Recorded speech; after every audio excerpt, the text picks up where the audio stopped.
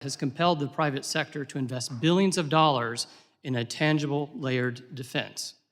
Companies have built dozens of new cables and geographically diverse landing stations to ensure that their data always has a backup path. They've invested in costly cable burial. They are innovating with new detection technology that uses the fiber itself to sense threats. And the industry has funded a global fleet of 24 repair vessels on 24/7 standby. Crucially, the strategies built to defend against routine accidents will also help to secure the network against malicious attacks. However, there are critical gaps where government action is needed. First, designate a single point of contact. We need one federal lead with a dual mandate to shepherd new cable projects through the permitting maze and to build a coherent national strategy for resilience. Second, strengthen deterrence.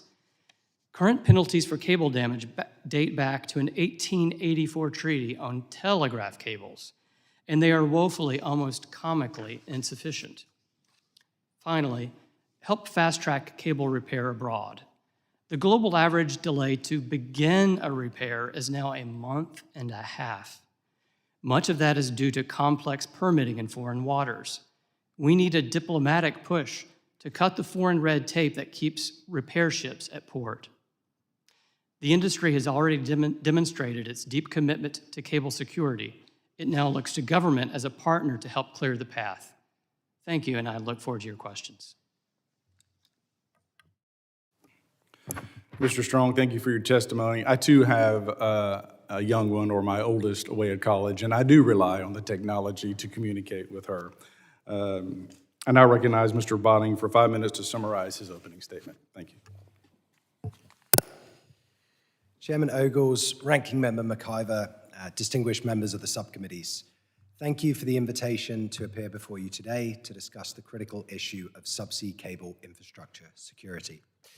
My name is Alex Botting, and I serve as Senior Director for Global Security and Technology Strategy at Venable, and as a Global Fellow at NYU's Wilber Institute for Strategic Competition. For the past decade, I've worked on issues at the intersection of digital technology, telecommunications, and security, promoting policies that will make foundational digital technologies more secure. Over the past 2 years, I've devoted considerable time to the issue of subsea cable security, and recently authored a white paper on the topic, Shoring Up Subsea Cable Security. My full testimony incorporates the key findings and recommendations from that white paper. If I could leave you with just 2 takeaways from today's hearing, they would be that 1, redundancy is resilience. If cables are abundant and repairs are swift, the impact of any incident is limited. This in turn significantly reduces the incentive for our adversaries to engage in sabotage. Accordingly, we should pursue more efficient and transparent approvals processes for laying and repairing subsea cables, while of course maintaining high security standards. Second, our investigations into disruptions to subsea cables today are insufficient. Roughly 70% of subsea cable disruptions are caused by human activity. Yet in almost all cases, we fail to investigate and determine whether the damage was due to negligence or malicious intent. If we believe that our adversaries may intend to engage in sabotage, we must develop the means to distinguish between accidental and intentional disruption and proactively investigate human-induced disruptions. As we seek to insulate ourselves against threats from adversaries, we should note that the continental United States is relatively well protected against a major outage. We're served by almost 100 subsea cable landings, more than any other country. These cables land at diverse points across the east and west coasts, markedly reducing the risk that a single incident, accidental or intentional, could wipe out our access to the global internet. Moreover, in contrast to the radio access network market, trusted vendors are today the dominant players. But because subsea cables are part of a globally connected ecosystem, and because our force projection depends on deployments beyond our shores, it's critical that we work not only at home, but with international partners to promote the implementation of best practices in those countries and enhance one another's understanding of the threat environment.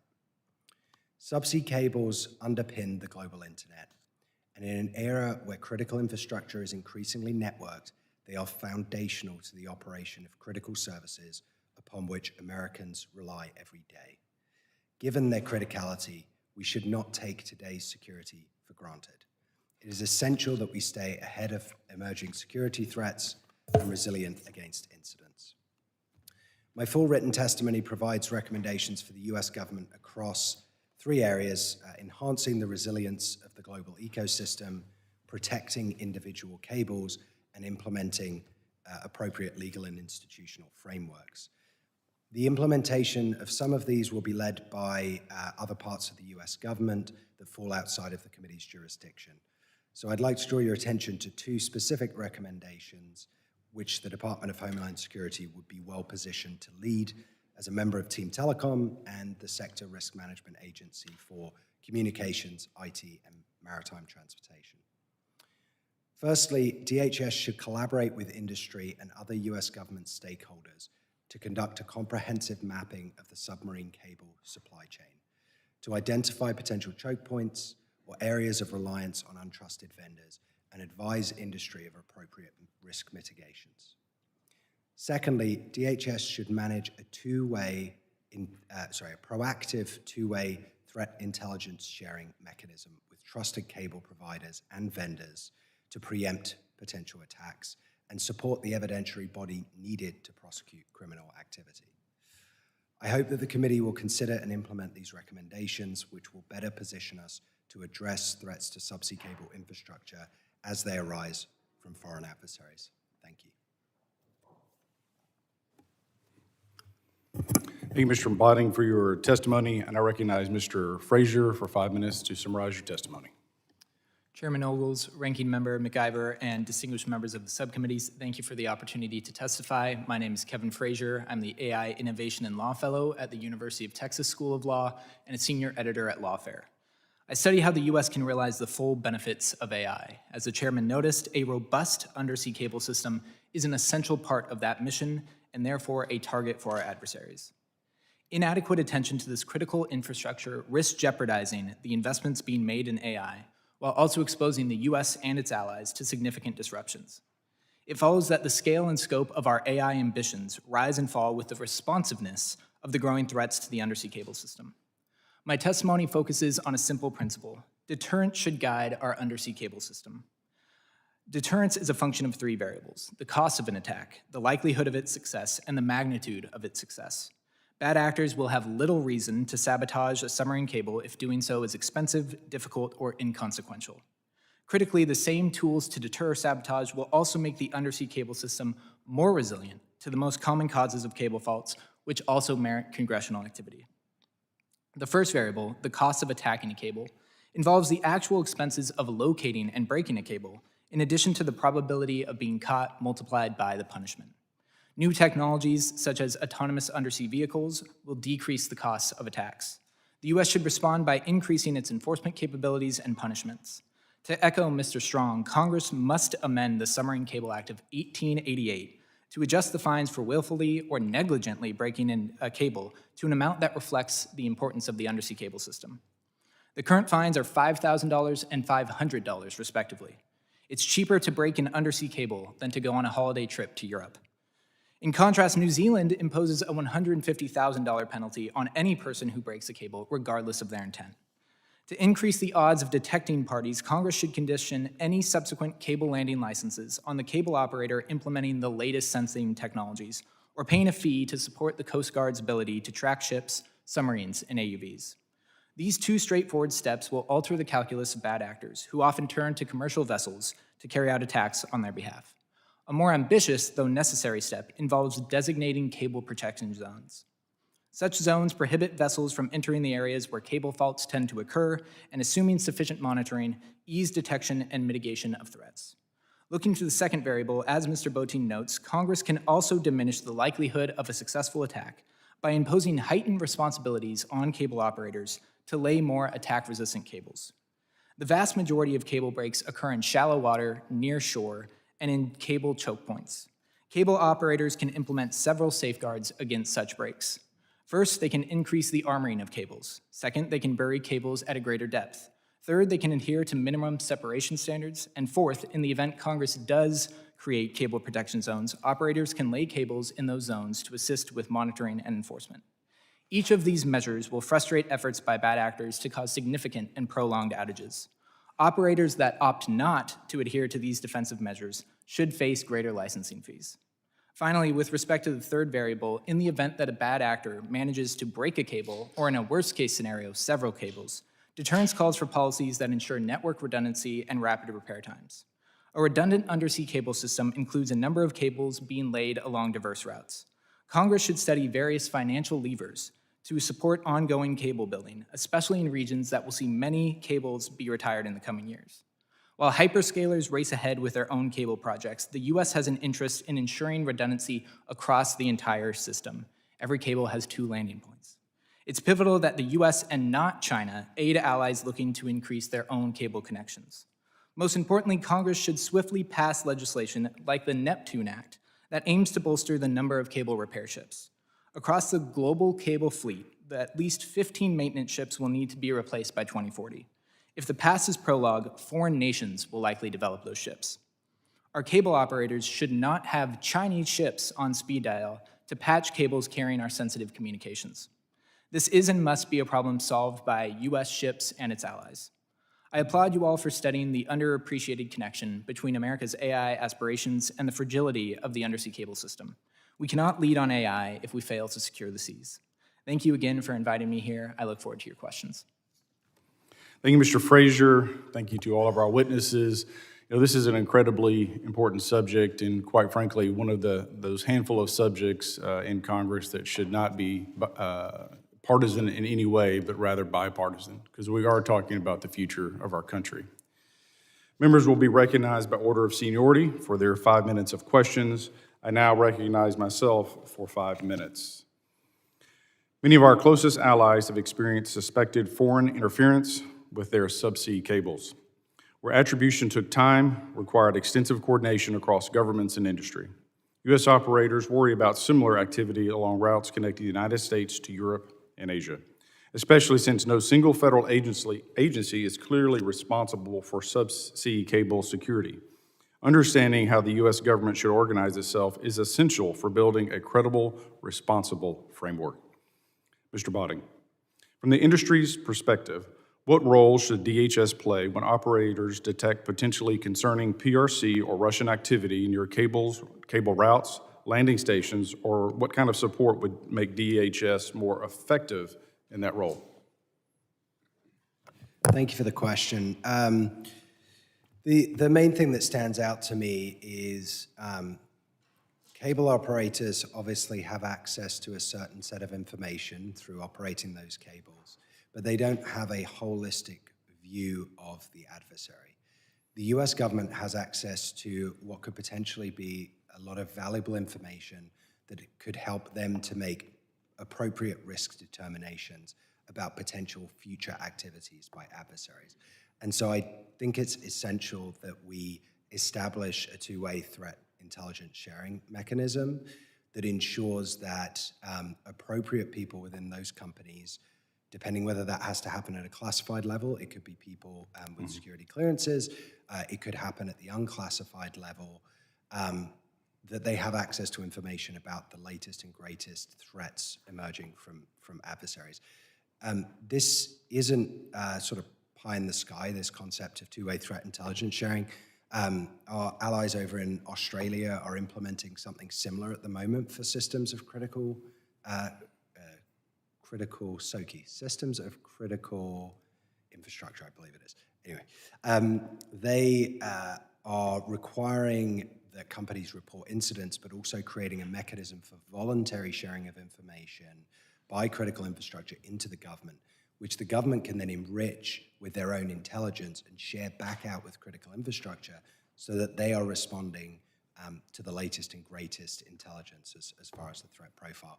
For me, that is one of the key things that DHS specifically, I think, would be well positioned to facilitate. And it should be noted, we have similar type of cooperative agreements with nation states, whether it be the Five Eyes, Seven Eyes, 14 Eyes groups.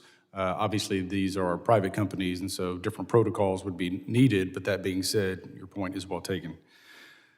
Dr. Kroenig, based on recent cable incidents in Europe, what lessons should guide U.S. planning for attribution, public communication, and multinational coordination when foreign interference is suspected? Well, thank you, Mr. Chairman. And I am struck by the commonality in the recommendations across the panelists. And first, how greater resilience can help to protect these cables and also to deter. If adversaries know that any attack is going to cause minimal disruption, that should reduce their incentive to do it in the first place. Second, attribution. As was pointed out, often we don't know who's responsible. Even in these cases of the Chinese attacks against Matsu Islands and these recent cases in the Gulf of Finland, questions about was this intentional, was it deliberate or not, and so having better information to attribute the source and of the attacks would be helpful. And then third, an ability to hold those responsible accountable. In this case of the Gulf of Finland, Finland tried to prosecute the seafarers and the Finnish courts throughout the case. And so if there's going to be no consequences for these kind of attacks, it obviously makes it easier for adversaries to continue. So I think those are the three areas where we need to focus. Well, Mr. Strong, we've seen where these disruptions have an immediate impact, but yet the recovery period is often slow, laborious, and then attribution is a problem. If the PRC or Russia disrupted several U.S. connected cables simultaneously, what sectors would experience problems first? What are the challenges? And what kind of repair ship capabilities, availability do we have? And you've got about 30 seconds, sir. Thanks for the extra challenge there. The United States is connected right now by 97 cables. We're really blessed as a nation to have such resilience. If there were purposeful cuts to some of these cables, it likely would not be felt or even noticed by most Americans. It would take an incredibly concerted effort to simultaneously cut enough to cause noticeable damage. I could say more later. We'll get back to it. I now recognize the ranking member, the gentlewoman from New Jersey, Mrs. McIver, for her 5 minutes of questions. Thank you so much, Mr. Chairman, and good job, Mr. Strong. That was right on time. Mr. Frazier, thank you so much for your testimony. It's clear that a failure to safeguard subsea cables could result in significant economic, political, and technology instability for the United States. Can you provide some great suggestions? You've already provided some great suggestions for improving our defenses of these cables. In your view, what is the one critical step that Congress can take to mitigate these risks? Well, thank you for the question, Ranking Member. I think the first thing we need to focus on is the cable landing stations. We don't talk as much about the dry plant aspect of the undersea cable system. This is in reference to everything that's not underwater. But these cable landing stations are often in places like Valdez, Alaska, and Bandon Dunes, which is great for golfing if you live in Oregon, but easy to attack if you're looking to sabotage the nation's submarine systems. So I think an emphasis on securing these cable landing stations is of the utmost importance because, as Mr. Strong pointed out, we have a heck of a lot of them, which also means we don't necessarily have the physical security and cybersecurity mechanisms in place to safeguard each of those isolated stations. Thank you for that. And I would open it up to each of the witnesses of what you think the number one step Congress could be taking at this point. Whoever can jump in, it's fine.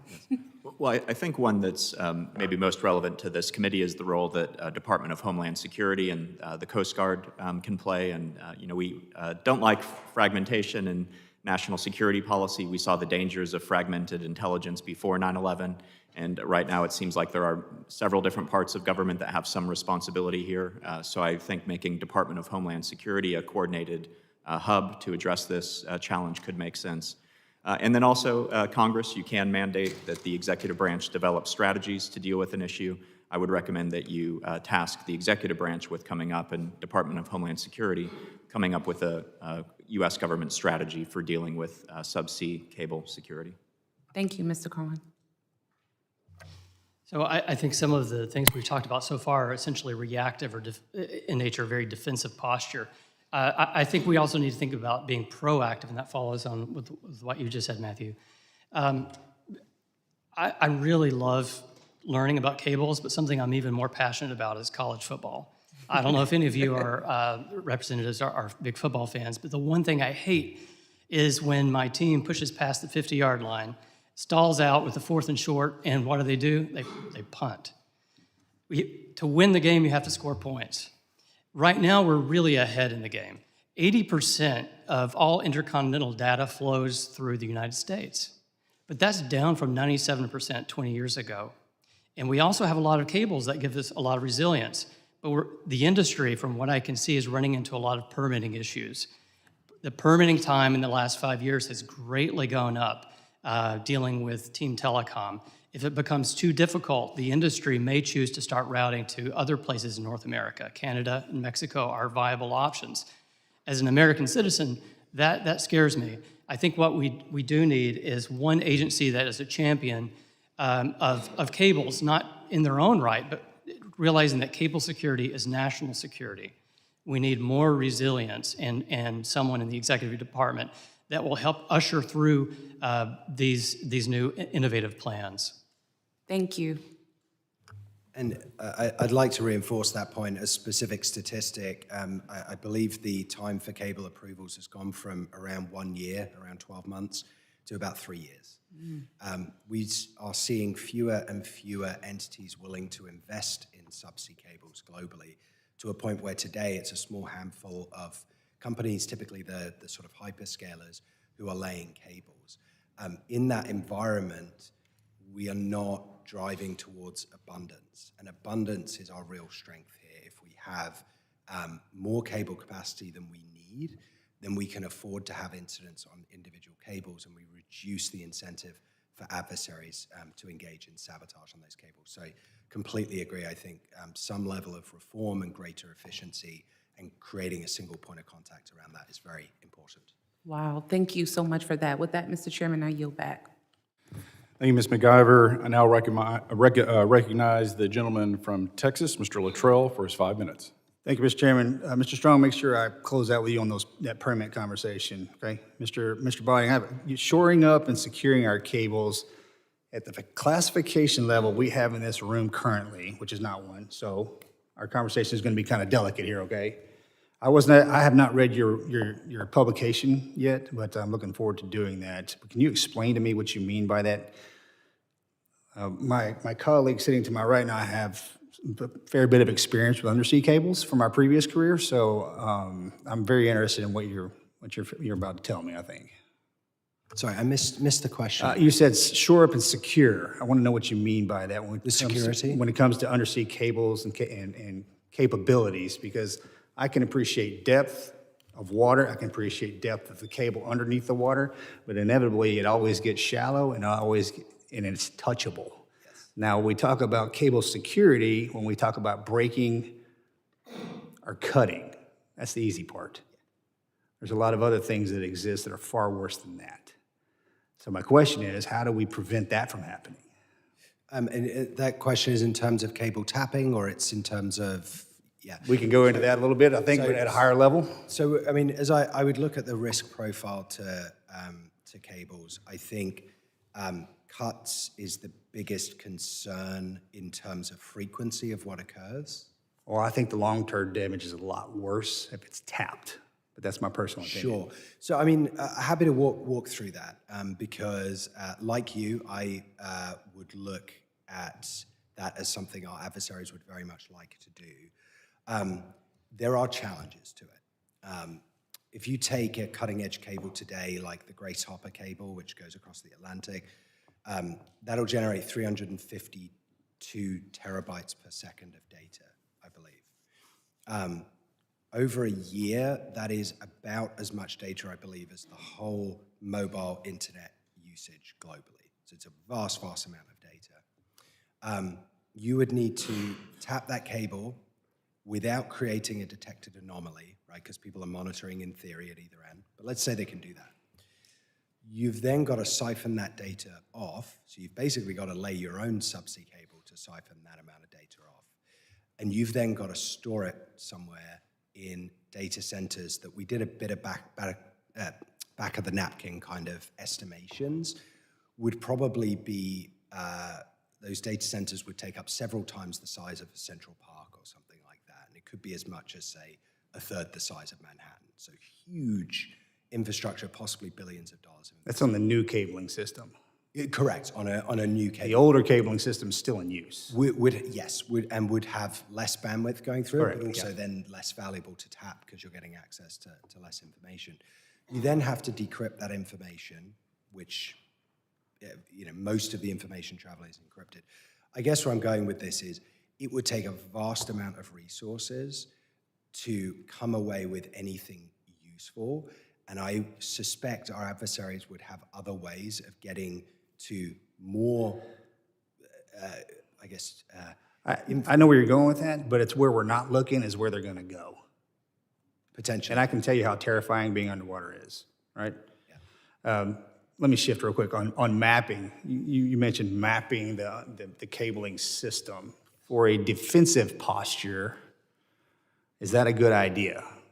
It's not something that, for instance, right now, our cabling system's kind of a spider web or a scatter plot across the bottom of the water. And if you're that specific corporation, you understand where your cables are running. Defensively, I think it would be a bad idea. I can be talked out of this, but if we were to populate what that infrastructure looked like underground, and Mr. Frazier, you mentioned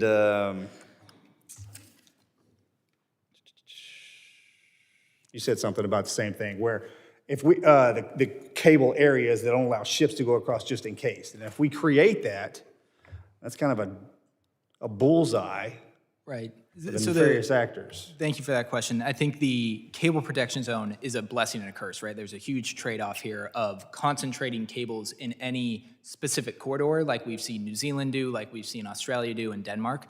The benefit of that is it tremendously eases the enforcement burden, right? Instead of having cables laid across the entire West Coast, if you concentrate them in a narrower environment in terms of the actual enforcement and monitoring, that's made tremendously easier.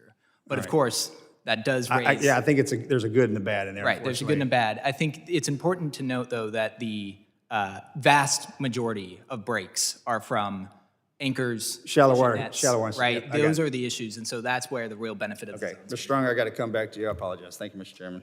I will get back to you, sir, I promise. Unless Mr. Crane helps me out on it. Thank you, Mr. Luttrell. I now recognize the gentleman from Virginia, Mr. Walkinshaw. Thank you, Mr. Chairman. I just want to dig in a little bit, Mr. Strong, and then maybe others want to weigh in on the permitting process. And someone mentioned a 3-year process, and obviously the process isn't you fill out an application and drop that application off with one agency and your permit is approved 3 years later. So can you give us the summary of what that permitting process might look like for an entity hoping to lay a new cable? And then I want to try to talk through how could it be streamlined? Sure, there's a whole industry attached to the cable industry just for permitting. I'm not a permitting expert. From what I understand, you usually have to go through municipal entities, state entities, and the federal government. I think that's what your question is, the federal. You would first file it with the FCC, who would refer it to Team Telecom, which is an interagency with working group with DOJ as the head, DHS and DOD. The problem with the permitting that we've seen is that the government obviously wants to make sure these cables are secure, but there's a complicated interagency process with each one has their own duplicative, at times, requirements, and they're able to stop the clock on the permit to ask more questions. So whereas things were 100 days 10 years ago to expect an answer back, there was one cable that had to wait 908 days. And that injects a lot of risk, economic risk in building these cables. You don't know if the government is not being sort of precise and reliable with its timelines, it's confusing to the industry.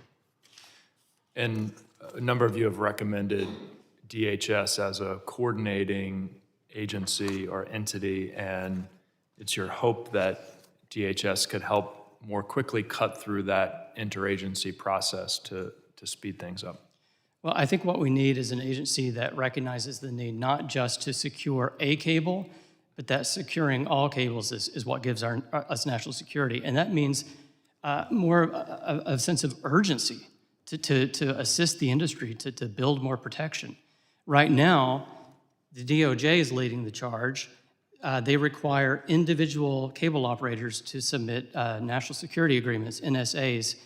These are secret, so anything learned by that cable company can't be shared by other cable operators. It's very confusing. So essentially instead of a coherent national policy, what we have is 1,000 different rules by fiat, by Team Telecom. This is at a time when France has a coherent seabed strategy, Italy, Norway, United Kingdom, even Russia does. As far as I can tell, the United States doesn't really prosecute that kind of strategy. And Mr. Frazier, you're chomping at the bit here, I can see, and you've written about, I think it's still a proposed FCC rule. How far would that rule go if adopted, and what other actions are necessary to speed up the permitting process? Yeah, thank you for the question and for the pun, chomping at the bit. Well done. So I think that it's critically important that we look also to the state level here. So most states are operating under delegated authority under the 1953 Submerged Lands Act to exercise control over the 3 nautical miles extending from their respective baselines. Some states have relatively straightforward permitting processes. Some states don't have really any established permit process to begin with. And then you have states like California, which has the California Coastal Commission and the California Lands Commission. Both of them conduct independent reviews at different stages, which add about 2 years to that permitting process. So if I were in your shoes, I think looking at the FCC's common role in narrow preemptions for sort of critical infrastructure development like we've seen in the 5G space is something we could emulate here. Thank you, Mr. Chairman. Thank the gentleman from Virginia, Mr. Walkinshaw. I now recognize the gentleman from Arizona, Mr. Kroenig. Thank you, Mr. Chairman. I want to say thank you to the panelists for coming. Today in the Homeland Security Committee, we are talking about undersea cables. This isn't a topic that gets thrown around at a lot of dinner tables here in America. And it is actually a very important topic because, as you gentlemen have described in your opening statements, what the vast majority of the data that we send across the world goes through these undersea cables. Is that correct? And satellites can't quite handle the load. Is that correct? If these undersea cables are sabotaged or damaged, right? Now, when I was doing a little research, and maybe you guys can correct me, but while I was doing some research, the research that I did showed that most of these undersea cables, when they're sabotaged or intentionally damaged, are done in shallow water, about 200 feet of water or less. Is that correct? So there are things that we can be doing to make sure that we're protecting this critical infrastructure. Mr. Kroenig, can you go into some of the things that we can be doing to protect this critical infrastructure? Yes, and I think we can learn some lessons from how our allies and partners are dealing with this. So we have seen that NATO set up this new Baltic Sentry mission with aircraft, ships patrolling these areas using unmanned systems as well. We have seen a decrease in these incidents since they've started that. So, you never know, is Russia deterred or did they just decide not to attack? But there is a pattern there. Similarly, Taiwan has stepped up its patrols using the Coast Guards in some of these incidents. It seems that maybe the incidents are decreasing. And so I think for the United States, the Coast Guard has a role to play here, and obviously within Department of Homeland Security. So having the Coast Guard do more patrols near vulnerable areas, and my colleagues can speak to this, but there are some areas, Oregon, New Jersey, New York, where there is a concentration where they could focus their efforts. Outside of just increasing patrols, though, Mr. Strong, is there a way to harden these cables and bury them deeper, which make them harder to access? Yes, there is. The industry has undertaken that over the last several years. The standard had been burying at 3 meters, around 10 feet, and now it's going down to 9 meters, I believe, or at least it's tripled. And as the effect of that has been that over time, the number of faults over the last 10 years has remained constant or actually slightly going down. And this is at a time when the industry has actually put in 50% more miles of cable in the water. So essentially what we've seen is a big success. The number of incidents per cable mile has greatly decreased. Can you tell the American people who, like I said, probably don't talk about this over the dinner table, how many cables are we talking about here? There are almost 600 in the world right now. About 100 connect to the United States. Another 34 are connecting to the United States in the next 2 to 3 years. Thank you. How long does it take to repair one of these cables that gets damaged? And how much does it cost? Well, once you're at station, it takes 1 to 2 days to actually repair the actual cable. The problem is getting the permits, if you can believe it or not. That is the number. You have to get a permit to repair one of these cables? Not if it's at high seas, but if it's in territorial waters, you sure do. And sometimes it can be duplicative permits. One of the worst areas of the world right now, if you have a cable break, is Indonesia. And that's because they have cabotage restrictions. They essentially require that their vessel be Indonesian flagged or crewed, or perhaps both. I can't recall. It can take months to get that permit. And I would caution the United States government not to adopt similar laws, because right now you never hear about American cables breaking. They actually do break all the time. It's just because we have so much resilience and we're able to repair effectively and quickly. That's why you never hear about it. But if it started taking months, it would be a problem. Do you think it's safe to say for our foreign adversaries that might be listening to this hearing today that it is considered a deterrent, that we can play the same games? I don't know if I have enough information to speculate on that, but what I can say is that redundancy forms its own deterrence. If you really wanted to attack 97 cables simultaneously, it would be require phenomenal effort, and I'm not sure it's really worth that effort. Thank you. I yield back. Thank the gentleman from Arizona, Mr. Crane, and now recognize the gentleman from Rhode Island, Mr. Magaziner. Thank you, Chairman. Since taking office, President Trump and Secretary Noem have eliminated 1/3 of the workforce at the Cybersecurity and Infrastructure Security Agency, CISA.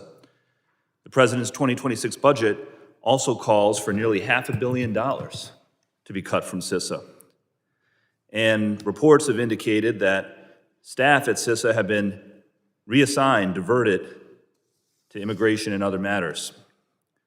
These actions weaken our cyber defenses and undermine federal collaboration with industry and critical infrastructure organizations. The administration has cut or withheld hundreds of millions of dollars in funding for terrorism prevention. Highly trained counterterrorism analysts are being diverted away from investigating terrorist groups to focus on other work. Daily intelligence reports to top officials about terrorism and other threats are being directly impacted by the diversion of resources. As our adversaries like Russia and China intensify their cyber attacks on the U.S. telecommunications system and our critical infrastructure, the administration instead is focused on deporting children with cancer, United States veterans who served our country honorably. Even American citizens have been detained, green card holders, sending armies of masked men to terrorize neighborhoods. A 4-year-old U.S. citizen child with cancer is not a threat to the security of the United States. Attacks on subsea cables are. So why is the administration diverting resources away from addressing real threats to our telecommunications infrastructure, to other critical infrastructure, and instead focusing on deporting children and grandmothers and landscapers and other people trying to make a living? It doesn't make America more safe. We need to refocus on real national security threats, including the threats that we are talking about today. Mr. Frazier, do funding and personnel cuts at CISA weaken our ability, impact our ability to detect and deter threats to subsea cables? Thank you for the question, Mr. Magazine. I think there's a real need to make sure that we have a workforce that's scaled to the threats we're facing on a daily basis. As we've heard from a number of the panelists, the number of cables is going to increase over time. The interest in upsetting and perhaps tapping into just a fraction of those cables is going to increase. And so making sure that we have a workforce that's able to handle the increased volume and potential attacks is of paramount significance. I'd also note that there are deeper or perhaps even less popular topics to discuss with respect to the workforce efficiencies we're seeing. Cable repair ships, it's not a job you hear a lot about. You don't meet a cable repairman very frequently at Subway or wherever you go. And so making sure that we are training the next generation of folks to staff those maintenance ships is another area of critical importance. Yeah, I'm glad you touched on that. You know, I come from Rhode Island, where we have a growing and thriving industry in underwater technology, including autonomous systems that I think are very relevant in this space, and we need to continue to invest real resources in this area. Again, just to the point of investing to protect ourselves from the actual threats, not deporting kids. I'll ask any of you, I mean, has the administration, I haven't seen it, I'm glad that our committees here, our subcommittees here are addressing this issue, but has the administration communicated to any of you any sort of a comprehensive plan for how the federal government is going to work with industry to address these threats? Yeah, see, you don't have to answer. I think the silence says it all. So again, I mean, this is about making sure that we as a government are focused on where our greatest threats are. And this is one, no doubt about it. I read all of your testimony. I think it's important. I think it's insightful. We absolutely need to be prioritizing this space. And I hope that the administration will listen. With that, I'll yield back. I thank the gentleman from Rhode Island, Mr. Magaziner, and also want to thank your comment regarding strategic planning. And I think this is an important conversation that we're beginning, and remind the gentleman this is just the beginning. And I look forward to working with you on this issue and coming up with real solutions. I now recognize Mr. McKenzie, the gentleman from Pennsylvania. Absolutely. Well, thank you, Mr. Chairman, and appreciate the fact that we are holding this hearing and focusing on this important topic in Congress. And it's very important that we as members don't get sidetracked and chase the shiny objects all the time, instead of actually focusing on the issue that is at hand and right in front of us in a committee like this. So do want to ask the testifiers and the members of the panel here today, what exactly is the role of the private industry participants that are out there, and then their interplay with the federal government? I suppose I could start. I would say that the cable industry, the private industry, is the first line of defense for the national security of these networks. They're the ones who first detect faults. Then they are required to notify the FCC, which shares the information with the Coast Guard and DHS. Then the industry itself is expected to repair the cables, which is what happens. The industry's been around for about 150 years, and it's accustomed to failure. It's a fact. Accidents happen all the time.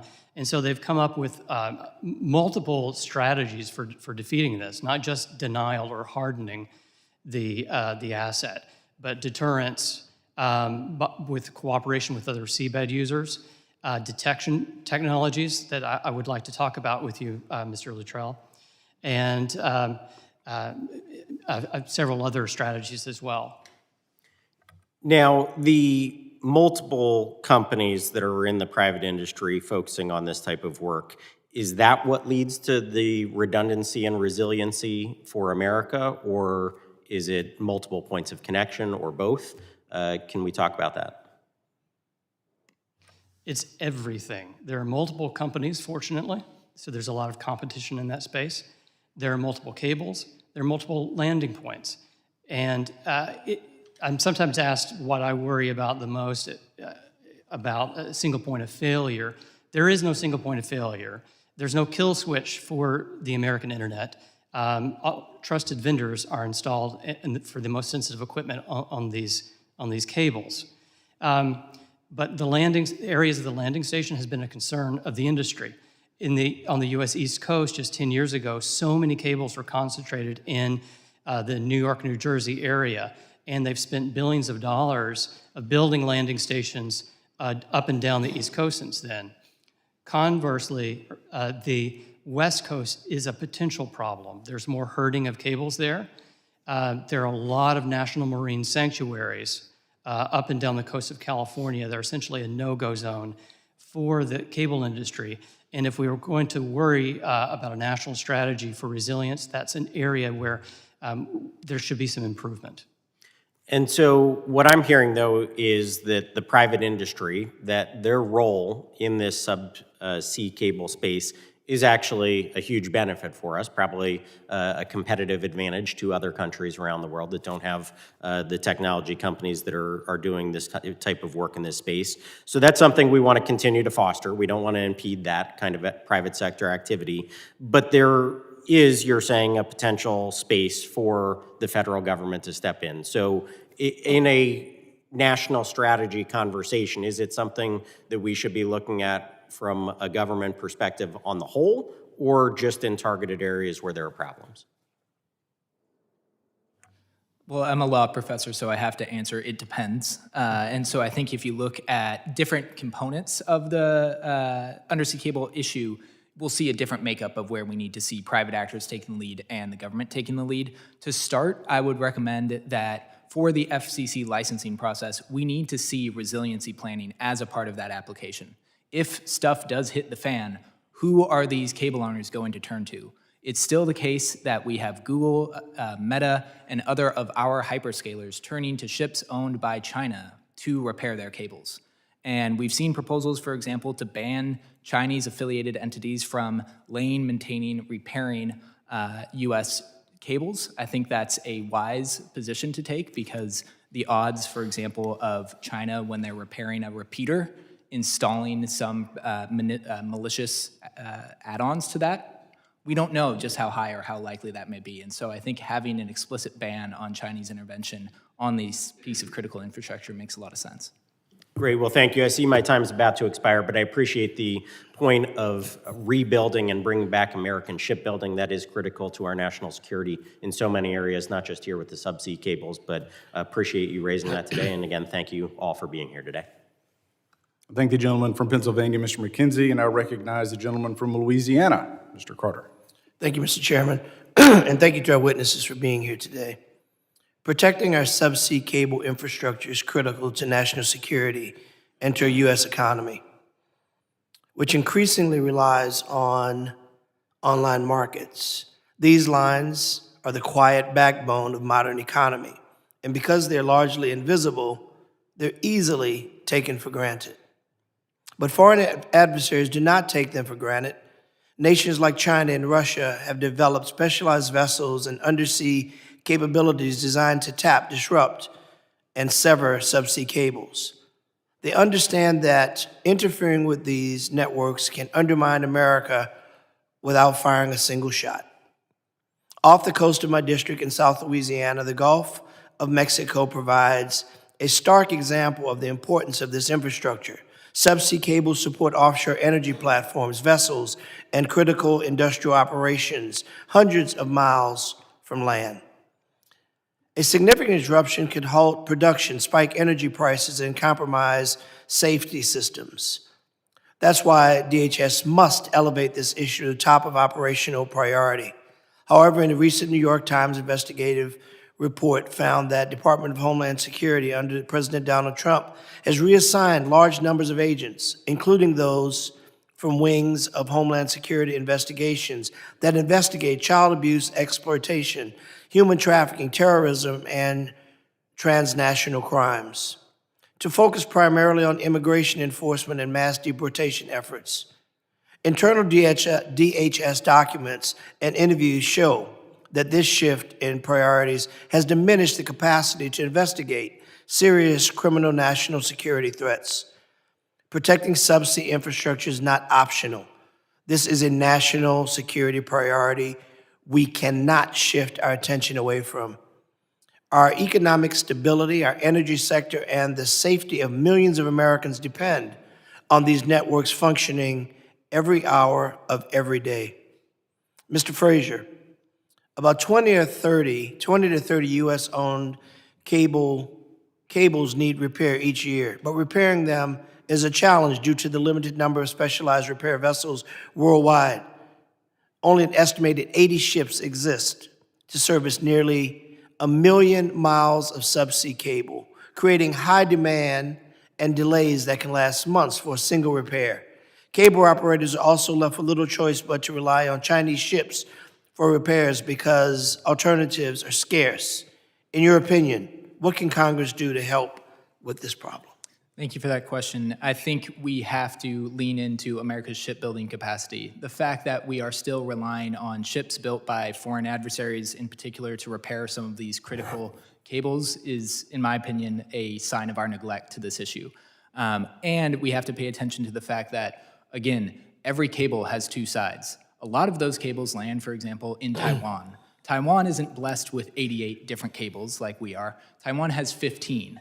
And so making sure that there are ships in Guam, in Hawaii, and near Taiwan, for example, is very important, and those ships should be built by American companies. And as you know, as you may know, in Louisiana, I'm proud to have within Louisiana some of the best, strongest, and most reputable shipbuilders in the world within the state of Louisiana. Mr. Frazier, as you note, the need for cable repair capabilities is likely to continue to grow as we use these cables more. Repair of these subsea cables is believed to cost the United States between $12 and $116 million annually.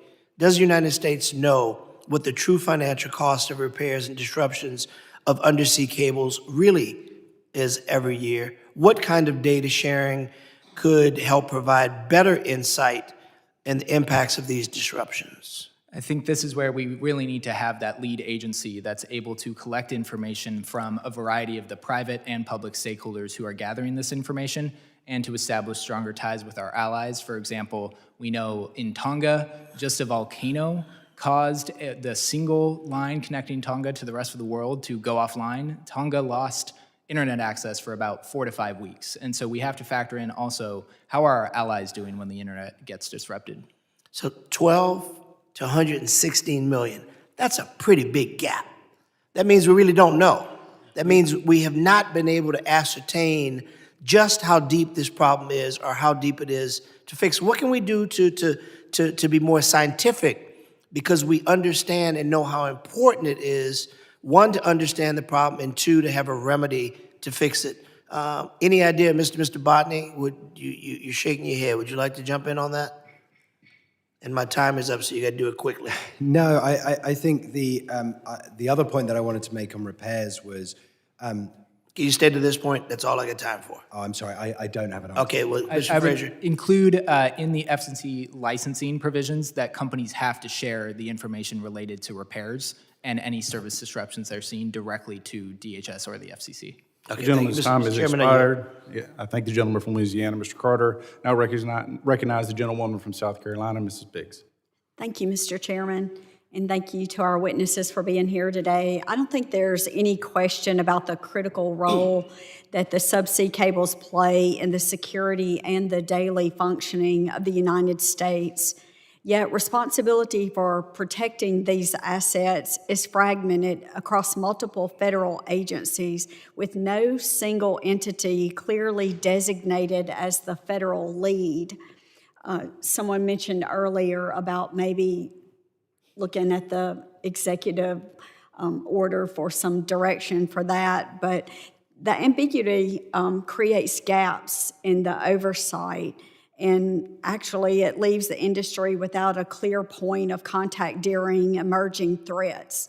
So, as members of Congress, we really need to understand whether the structure is adequate for today's risk environment. So, I would like to hear from each one of you. I know we've kind of danced around and made kind of hinted at ideas, but which federal entity should be responsible for overseeing sea cable security as it relates to national security? And what core responsibilities should the agency hold? Well, I think you're right. Fragmentation is a problem. Having a single hub to coordinate subsea cable security would make a lot of sense. And as I said in my opening testimony, I do think the Department of Homeland Security could make sense for that. Yeah, I'd say across two specific areas that the DHS will be well positioned. One is, as I mentioned earlier, the two-way threat intelligence sharing to make sure that industry has access to a more sophisticated understanding of the latest and greatest from our adversaries and what they might be intending to do. The second is we've talked about, concerns within the supply chain, perhaps repair vehicles coming out of, or vessels coming out of China. The supply chain's big, right? And most of these supply chains were developed at a time originally when China probably wasn't the biggest threat to the United States. I think we need to take a more holistic approach than just calling on one piece of the puzzle and have DHS work with industry to map that supply chain so that we understand it. We understand where China may have access in other parts of the supply chain, and if that poses a risk, then we propose mitigations for solving that. I think doing this whack-a-mole is probably not a great strategy for us. I think DHS could play a really important role in looking at this holistically with industry and getting us to a place where we feel comfortable. Well, talking to people in the industry, I don't think they have a preference. They just want someone who knows what knows what the strategy is and can prosecute it. DHS has been proposed a few years ago. A member of Congress I know proposed that NTIA take over leadership of Team Telecom. That could also work. But what we do need is something that, as you said, is a holistic approach. Right now, I think supply chain mitigation is really well managed. Team Telecom has done an excellent job at that. Also, other strategies that would fall under the denial curtain of strategy of making sure that cable landing stations are hardened and then they're not letting in potential bad actors. That's already well covered under Team Telecom provisions. But that's only one aspect of protecting cables. To have actual deterrence, you need to have a policy to prosecute companies that are damaging cables. You need to allow the industry to innovate with detection technologies. And most importantly, you need to promote physical diversity of these cables. Right now, I'm not really seeing that a great deal. DHS did put out a study a couple of years ago promoting this idea, but as best I can tell, nothing's really happened on that. And I'll echo much of the same sentiments as my colleagues here. I do think the DHS can play a lead agency role in a lot of these domains. One in particular that I would encourage you all to think creatively about is you all have sponsored in the cyber domain bug bounty programs, for example. I would love to see a boat bounty program where we identify members of the shadow fleet. I think you can get a lot of folks who would be excited to help identify Russian ships flying under flags of convenience. And I would also encourage DHS to really lean into its role in terms of national emergency planning to assist in contingency plans in this domain. Well, thank you very much for your insight on that. And with that, I yield back. Thank the gentlewoman from South Carolina, Mrs. Biggs. We did run out of time with you, Mr. Carter, so I recognize the gentleman from Louisiana, Mr. Carter. Thank you, Mr. Chairman. I've got one quick question for each of our panelists. The reconciliation bill, which passed this summer, included billions of dollars in funding for DHS agencies responsible for detecting, deterring, and responding to threats to subsea cables. How should these agencies utilize these funds better to protect subsea infrastructure? Thank you, sir, and going back to one of my previous points, I think making sure that the Coast Guard has the resources it needs to do patrols is an important piece of the answer. I can't speak to the actual capabilities and whether they've been degraded or not, Representative Carter. But I do know that in other countries it's been shown that I didn't suggest it were degraded. I said there was additional funds that have been allocated. How can we better use them to ensure that we're protecting subsea infrastructure? Thank you for that clarification. I was thinking of your earlier question to another witness. What we have seen is in other areas of the world is that aggressive deterrence by military or police activity really makes a difference. We've seen that in the Baltic. There was a huge media frenzy about cable breaks in the Baltic. Finland, Sweden, and Estonia really stepped up efforts, and since then, there have not been any cable breaks. That's anecdotal, but it's possible. The actual last cable that has experienced a fault in the Baltic Sea was a Russian military cable. We've seen the same thing off the coast of Taiwan. Okay, so I don't want you to miss this great opportunity. I'm saying you just got a whole lot of money, and we're asking you to help us spend it.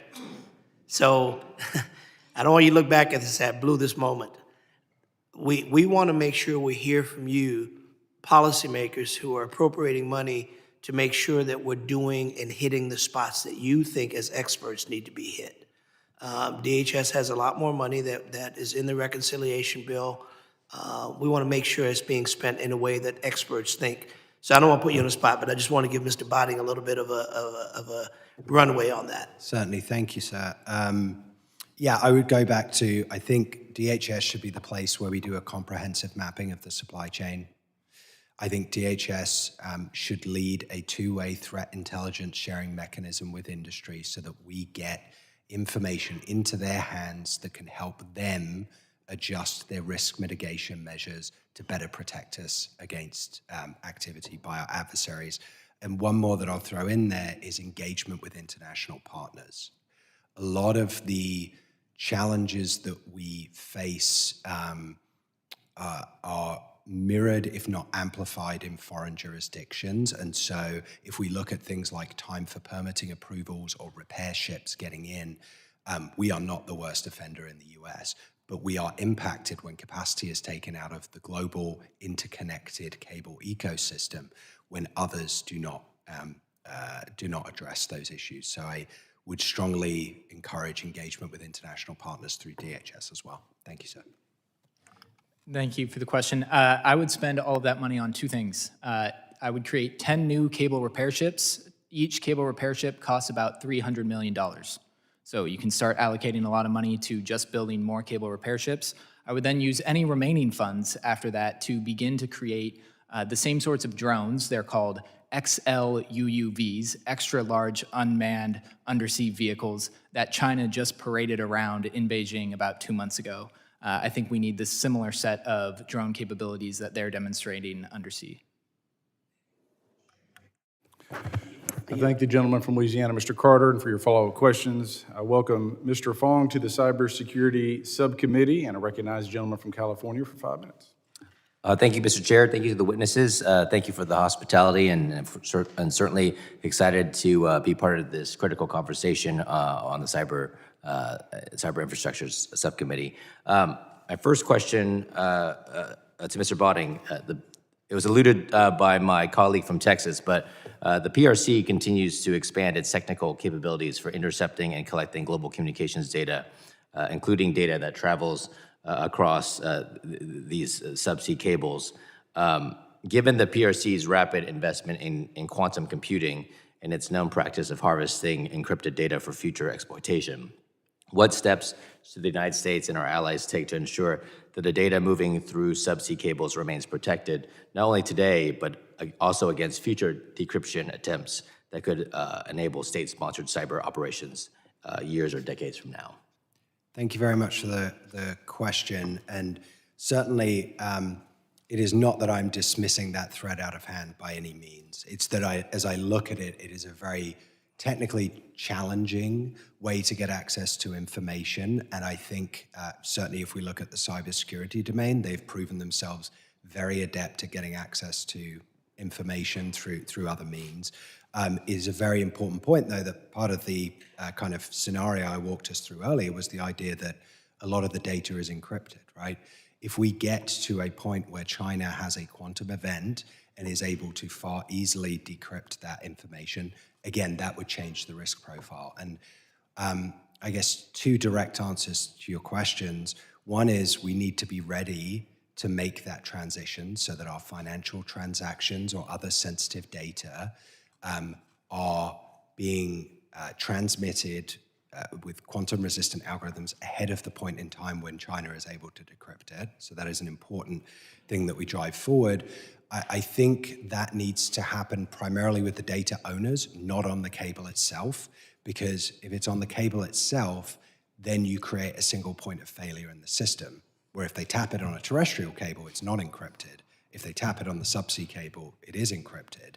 And so you just redirect their efforts somewhere else in the system. It needs to be encrypted before it's sort of traversing the cables and the global ecosystem. So yeah, I think that is something that's important for us to work on and that this committee could potentially help to drive forward. Thank you very much. To Mr. Strong, over the past 2 years, and it's been alluded by some of the other witnesses, several cable breaks near Taiwan have demonstrated how vulnerable the region's communications infrastructure is to both accidental damage and deliberate interference. And these cable systems, as mentioned, not only carry Taiwan's domestic internet and phone traffic, but they also carry and support a substantial volume of transit data that moves between the United States and key markets in Asia. If the PRC intentionally disrupted cable segments near Taiwan, what would the immediate effects to the United States be? What would we experience in terms of slowed cloud services, delayed financial transactions, and interruptions to routine commercial data?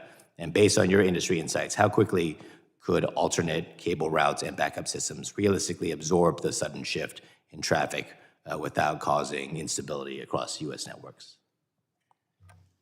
Well, I'd be more concerned for the Taiwanese, but I can say that it would be very difficult for the CCP to intentionally cause faults on these cables and then prevent repair ships without maintaining a blockade, and then we're in a situation of potential warfare. In terms of the effects on the continental United States, I wouldn't say necessarily minor, but only a small proportion of trans-Pacific cables is routed through that area. Japan is a much larger hub for us through the Pacific, and there are a lot of new cables going in on a southerly route to provide more physical diversity. Okay. And I have to ask you, Mr. Strong, you mentioned California-specific challenges in one of your previous answers. And being a Californian, now on this committee, I want to, I guess, allow you to expound on what those California-specific challenges are. Sure. The way as I understand it, the normal permitting process for going through U.S. territorial waters is applying for a permit with the U.S. Army Corps of Engineers, and that's pretty well founded in both for installation and quick repair. It generally has not been a huge problem. However, NOAA is the administrator of the National Marine Sanctuaries. They have, instead of a 25-year license, as the FCC does for normal cables, they would only have a 5-year license. And it's not known by cable operators of how quickly they would react to an emergency repair. So essentially, the cables have completely routed around that area. And as a result, if you look at a map, they're all squeezed into a few landing stations in California, Oregon, and Washington. Gotcha. Well, certainly look forward to working with you. My time has run out. Mr. Chairman, I yield back. Thank the gentleman from California, Mr. Fong.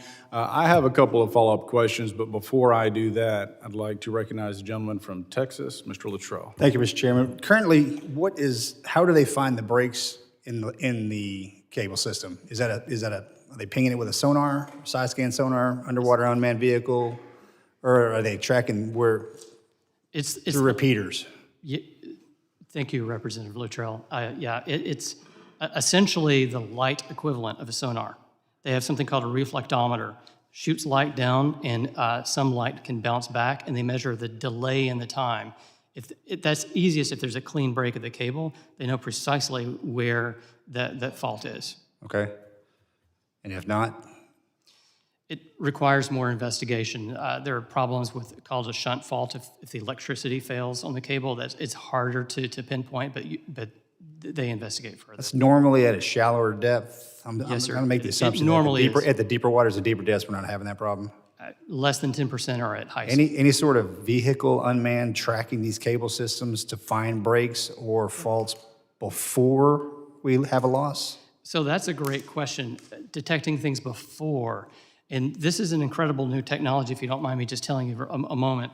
So you're talking about U.S. SEAL activity or other activity that hypothetically could cut a cable. Before, there was no way to hear that.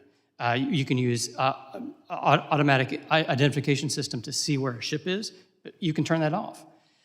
The industry has developed something that allows the light signals and changes to the light to actually hear what's going on. So if you actually go and touch a cable that has this technology on it, sounds like this. You can actually hear it. You can also hear ships that are dropping the anchor near the cable. It's a remarkable new technology, but the industry is kind of afraid of adopting it widely because they don't know how that is going to be permitted. It could greatly complicate the permitting process. So if we want the industry to adopt this incredible new technology, we need to give them a little bit more assurance of what would be allowed. All right, thank you. Thank you, Mr. Chairman.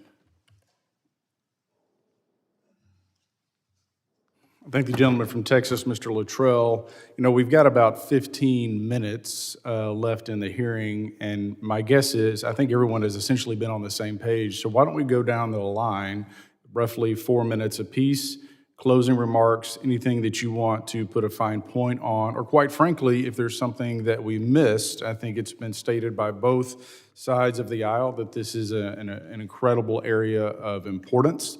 It's going to require bipartisan cooperation and, quite frankly, a lot of strategic planning because we have both vulnerabilities here in the continental, under the sea, and then, of course, with our foreign partners. So, Mr. Kroenig, I'll begin with you. You're recognized for 4 minutes. Well, I think one important issue we haven't spent enough time on is the Chinese-owned and operated and maintained cables. And the internet developed in the 1990s, the 2000s. It was a more peaceful time, a time of globalization, a lot of economic interdependence between the United States and China in all areas, including in this one. And so as we think about a global strategy to de-risk from China economically, this is another important part of that. And I think the message has gotten to U.S. industry, and my colleagues can comment that Chinese equipment is a problem. Landing points in China is a problem. Google was blocked from having a landing point in Hong Kong recently. And so I think there are going to be costs to efficiency because of that, but it is worth it for national security. And this gets back to this point. Industry, I think, is an asset for us. But industry left to its own devices is often going to make decisions based on profitability. And so I think the U.S. government does have an important role to play in national security. Even though we're relatively protected here, our allies in the region do depend more on Chinese owned and operated cables. And so that is something to be aware of and does get back to this espionage point. China doesn't have to tap into our cables if they're operating them themselves. So I'll stop there. Thank you. I think I'll use a few minutes to address a couple of questions that were left unanswered. And I hope both will provide some comfort to the committee. First of all, Representative Luttrell asked me to convince him otherwise that mapping the infrastructure is not dangerous. Well, some things can't be hidden, and cables are one of those. If you think of other critical pieces of infrastructure, roads and bridges, do you think it's a good idea to classify those? Well, no, we economically need them, and we'd be running into them if we didn't know where they were. The same goes with the electricity grid. The first thing you do when you bury a line is notify and map where that is so that there's less risk of electrocution. The same goes for submarine cables. The cable industry works very closely with the fishery industries to let them know where those cables are. Otherwise, the numbers of accidents would go way up over time. And it would also make it more difficult to discern what is malicious versus what is an accident. We'd be so overwhelmed with accidents. My company does collect a lot of sensitive data.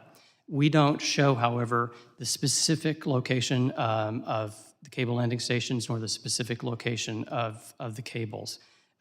We don't provide that, at least to our normal clients. The second thing that I hope is a little bit of comfort is I think there might be a misconception that the United States relies on Chinese repair vessels. That's simply not the case. We do rely on repair vessels from friendly countries, NATO partners, Japan, Korea. There are a handful of ships in the sea that are Chinese flagged and operated. The United States does not tend to use those, and in fact, U.S. operators have commitments with Team Telecom not to use those for repair. And in fact, the only place where those ships operate are in the South China Sea and the coastal waters around China. So it's really not, that aspect doesn't scare me as much. That is being handled right now. And I think what I would just close with is that this is one of those rare opportunities or moments where the private sector is almost completely aligned with the public need. The last thing cable operators want is a cyber intrusion on their cables, so they have heavy cybersecurity, and the last thing they want is physical security. So they've already committed a lot of money to protect the cables, and I think they're really looking forward to having a continuing and more open dialogue with the government on how to move that forward. Thank you. Thank you, Mr. Strong. Mr. Botting, closing remarks. I recognize you for 4 minutes. Thank you, Chairman. Equally want to address a couple of points that we didn't delve into too deeply here. One is on repair capacity. One aspect we have not talked about is what is the scenario in which we are needing rapid repair capability across multiple cables. I should say we in the US or partners internationally with whom we're interconnected. We had an example in the Red Sea where Houthi rebels were shooting at ships, and a ship had to drop an anchor, and that anchor sliced a whole bunch of cables. Commercial repair ships are not going into that scenario to repair those cables. And so I do think there's a question, if we believe that an adversary is going to engage in sabotage on our cables, the government needs to work with industry to figure out when a commercial vessel is going in and when is it potentially the US Navy or some other part of the US military that's going in to repair these cables. That kind of scenario planning, if you believe that that eventuality is a possibility, is incredibly important, and I would encourage the US government to work with industry on that. Secondly, I want to re-emphasize a point I made in my opening remarks. Around 200 incidents per year happen on those 600 cables, and they don't get investigated very well. And that leaves a huge opportunity for adversaries to engage in gray zone activities, cutting cables, and just say, sorry, it's an accident, it happens all the time. We need to get better at investigating those incidents and understand why they happened. There are perfectly normal, benign reasons why it happens. Being out at sea, you get, very bad weather, things like that, you need to drop anchor. It will happen to some extent, but we actually need to find out if that is what happened, or if a member of the Shadow Fleet went through, dropped its cable, and intentionally sliced key cables in the Baltics, for instance. So I agree. I think a lot of our allies in the Baltic Sea are doing great work in starting to push that forward and actually seeking to prosecute some of these things. To the point made earlier about cable protection zones, it's a reason why I'm skeptical about cable protection zones, because you are concentrating your risk, and the only way to offset that is to very actively investigate and prosecute when somebody does something bad in that cable protection zone. And we're not seeing a lot of people doing that internationally at the moment. Finally, I just go back to my 2 recommendations specific to DHS. We need a two-way threat intelligence sharing mechanism to ensure that the private sector is aware of threats and particular tactics that adversaries may use. And we need to do a good mapping of the supply chain, which I think DHS is well positioned to do with industry. So with that, thank you. I do believe the gentleman from Arizona has a follow-up question, so I'll go to you, Mr. Crane. Recognize you for 5 minutes. Thank you, Mr. Chairman. As I'm thinking about this topic and how to defend our subsea cables, One of the things that I'm thinking about is, obviously, we can harden the cables along our shores a lot easier than we can, defend and harden where they go to, right across the sea to other countries, allies of ours. Have any of you guys done a cost analysis is it cheaper for us to actually harden these cables with everything that goes with that? Or is it cheaper for us to just build up our ability and our fleet to repair these cables? Mr. Strong? Yes, sir. Thank you for that question. About 12% of the world's cable mileage is buried, and that accounted for 60% of the time to lay it, or essentially the cost. It's hugely expensive to bury it. It's typically only done in shallow areas or areas with other seabed industries, like fishing. Now, you could mandate that it gets buried even further, but then you have to think through the economics of that. What is going to provide us more protection? If we say you bury it the whole way, that's the cost of 3 cables. I would guarantee you that you would have more resilience by building 3 cables rather than having one that is buried the entire way. I also don't know of the physical constraints on armoring a cable at deep sea. There are limits to the winch power on the cable, so as it's laid, and certainly if it were need to be recovered, it might simply be impossible. And finally, hardening always sounds like a great thing. And these cables, this is an actual cable. This is what it is at deep sea. Shallow end, you have steel armor around it, but really that's more to protect against environmental problems like rock chafing. Steel armoring around a cable is not going to stop an anchor. So you need diversity. That's the number one way to protect. Thank you. I yield back. Thank the gentleman from Arizona. Mr. Frazier, if you'd like to offer some remarks, but also I would love for you to touch on AI and what that's going to do with our need for additional bandwidth. Obviously, if you want to touch on energy demand, but also, of course, the hardening that goes therein. Recognize the gentleman for 4 minutes. Yeah, thank you for that question, Chairman. And I think just to start, and I certainly will get to AI, I want to emphasize that, as you pointed out in your opening remarks, we've been here before. We've had reports from 2004, for example, from DHS, basically enumerating every policy proposal we heard here today, and we've punted the issue to subsequent Congresses. And so I would just emphasize that, to me, the developments we're seeing in China with respect to their drone capabilities in particular should be regarded as a sort of Subsea Sputnik moment that we're living through right now. If we don't act and make sure that we're protecting Taiwan and make sure we're protecting our allies and make sure we're defending our own undersea cable infrastructure, we may be sitting in this room again in 2035, having the same conversation. So I do think this needs to be a priority because, in particular, we're going to see this increase in bandwidth demand only increase with our reliance on AI. If you talk to Meta officials, one of their main data center executives made a fantastic line, which is, a data center without the undersea cable system is just a warehouse. We are seeing billions, soon trillions of dollars across the AI industry being spent on these data centers, and to not see the undersea cable system as a key component of the wisdom of those investments is missing out on just the essential role we have to make sure we're leaning into there. And then finally, I would say that we may not be as reliant on China and Chinese infrastructure today as we have been in the past, but that's certainly not true of strategic partners around the world. We need to be studying and paying close attention to the digital Silk Road, specifically in the Middle East and North Africa, where China is experiencing tremendous success in getting other countries to buy into its cable infrastructure and to broader economic and technological infrastructure.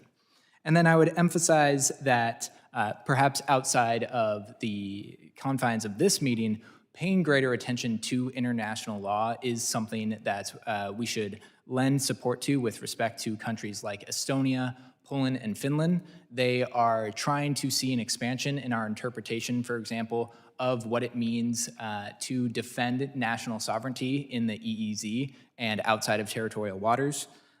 But finally, I would just say really taking the lowest hanging fruit first and starting to make progress on these fronts by, for example, updating the penalties in the Submarine Cable Act of 1888 to make sure that people can actually be deterred. I want to thank the witnesses, and to your point, this is certainly an area where we need to move and move swiftly, which is why the Cyber Subcommittee, we just moved and passed in Congress the Pillar Act, which I was the author of, and then also the Resilience in Foreign Entities. And so we'll continue to work in this space, and my commitment to the panelists and everyone on this committee is that I will be a loud voice as we continue to expand, protect, and quite frankly, better strategic plan around this very issue. Again, I thank the witnesses for their valuable testimony, the members for the questions. The members of the committee may have some additional questions for the witnesses, and we would ask the witnesses to respond to these in writing. Pursuant to Committee Rule 7E, the hearing record will be open for 10 days. Without objection, the subcommittee stands adjourned. Thank you all.